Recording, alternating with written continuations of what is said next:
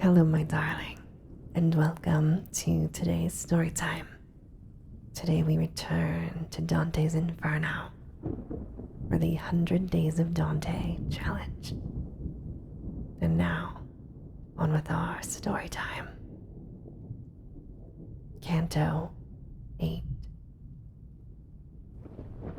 My theme pursuing, I relate that ere we reached the lofty turret's base, our eyes its height ascended, where two cressets hung we marked, and from afar another light returned the signal so remote that scarce the eye could catch its beam.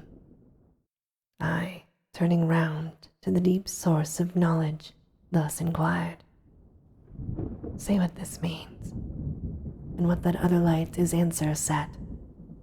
What agency doth this?" "There, on the filthy waters," he replied.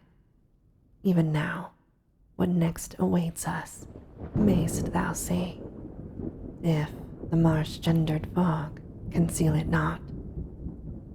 Never was arrow from the cord dismissed that ran its way so nimbly through the air, as a small bark that through the waves I spied toward us coming under the sole sway of one that ferried it, who cried aloud, 'Art thou arrived, fell spirit?'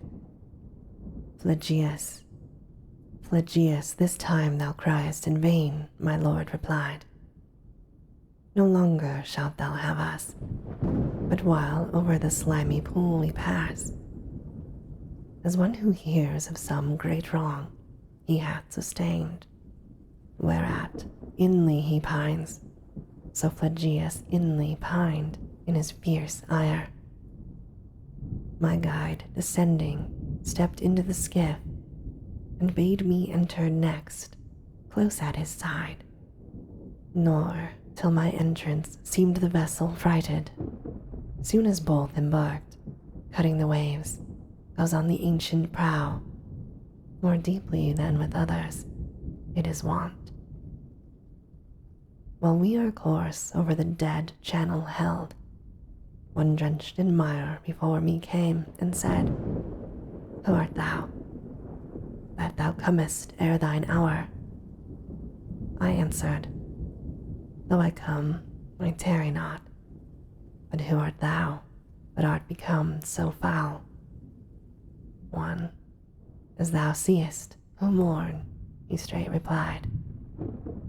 To which I thus, 'In mourning and in woe, cursed spirit, tarry thou. I know thee well, even thus in filth disguised.' Then stretched he forth hands to the bark, whereof my teacher sage aware, thrusting him back, away down there, to the other dogs. Then, with his arms my neck encircling, kissed my cheek and spake, 'O soul, justly disdainful, blessed was she in whom thou wast conceived. He in the world was one for arrogance, noted. To his memory no virtue lends its luster. Even so, here is his shadow furious. There above, how many now hold themselves mighty kings, who here like swine shall wallow in the mire, leaving behind them horrible dispraise.' I then, 'Master, him fain would I behold, whelmed in these dregs, before we quit the lake.' He thus, 'Or ever to thy view the shore be offered, satisfied shall be that wish which well deserves completion.' Scarce his words were ended, when I saw the miry tribes set on him with such violence, that yet for that render I thanks to God and praise to Filippo Argenti, cried they all, and on himself the moody Florentine turned his avenging fangs. Him here we left, nor speak I of him more, but on mine ear sudden the sound of lamentation smote, whereat mine eye unbarred I sent abroad. And thus the good instructor, now my son, draws near the city, that of Dis is named, with its grave denizens, a mighty throng.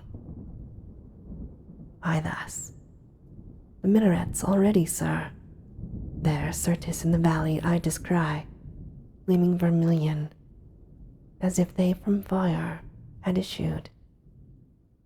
He replied, eternal fire that inward burns, shows them with ruddy flame, illumed, as in this nether hell thou seest. We came within the fosses deep, that moat this region comfortless. The walls appeared, as they were framed of iron. We had made wide circuit. Ere a place we reached, where loud the mariner cried, vehement, go forth, the entrance is here. Upon the gates I spied more than 1,000, who of old from heaven were hurled. With ireful gestures, who is this, they cried, that without death first felt goes through the regions of the dead?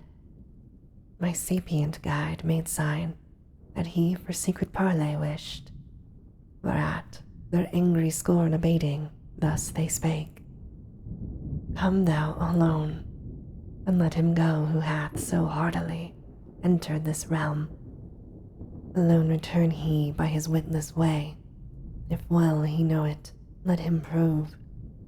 For thee, here shalt thou tarry, who come through climes so dark, hast been his escort. Now bethink thee, reader, what cheer was mine at sound of those cursed words? I did believe I never should return.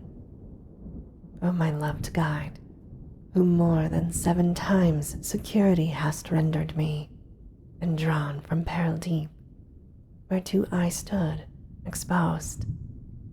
Desert me not, I cried, in this extreme, and if our onward going be denied, together trace we back our steps with speed. My liege, who thither had conducted me, replied, fear not, for of our passage none hath power to disappoint us, by such high authority permitted. But do thou expect me here. Meanwhile, thy wearied spirit comfort, and feed with kindly hope, assured I will not leave thee in the slower world. This said, disparts the sire, benevolent, and quits me. Hesitating, I remain at war, twixt will and will not, in my thoughts. I could not hear what terms he offered them, but they conferred not long, for all at once to trial fled within. Closed were the gates by those our adversaries, on the breast of my liege lord. Excluded he returned to me with tardy steps. Upon the ground his eyes were bent, and from his brow erased all confidence, while thus with sighs he spake, who hath denied me these abodes of woe? Then thus to me, that I am angered, think no ground of terror. In this trial I shall vanquish, use what arts they may within for hindrance. This their insolence, not new, erewhile at gates less secret they displayed, which still is without bolt. Upon its arch thou sawest the deadly scroll, and even now, on this side of its entrance, down the steep, passing the circles, unescorted, comes one whose strong might can open us to this land. And this, my darling, ends our story time for today. As always, I hope that you have very sweet and creepy dreams. Good night.